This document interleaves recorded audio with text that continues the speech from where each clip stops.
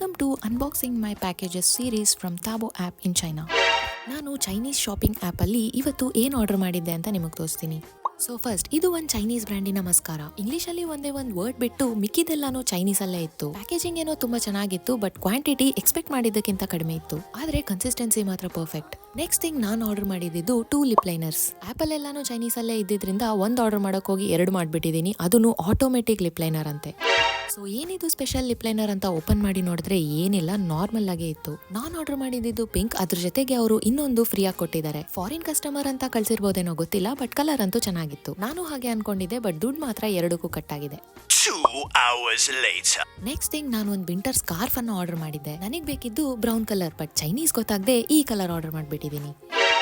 ಏನ್ ಮಾಡೋಕ್ಕಾಗುತ್ತೆ, ರಿಟರ್ನ್ ಮಾಡೋಣ ಅಂದ್ರೆ ಆ್ಯಪಲ್ಲಿ ಚೈನೀಸ್ ಎಲ್ಲ ಟ್ರಾನ್ಸ್ಲೇಟ್ ಮಾಡ್ಕೊಂಡು ರಿಟರ್ನ್ ಹಾಕೋಷ್ಟರಲ್ಲಿ 1 ದಿವಸ ಆಗುತ್ತೆ. ಸೊ ಕಲರ್ ಚೆನ್ನಾಗಿತ್ತು ಅಂತ ಇದೇ ಇಟ್ಕೊಂಡೆ. ಈ ಸೀರೀಸ್ ಇಷ್ಟ ಆಗಿದ್ರೆ ಎಸ್ ಅಂತ ಕಮೆಂಟ್ ಮಾಡಿ.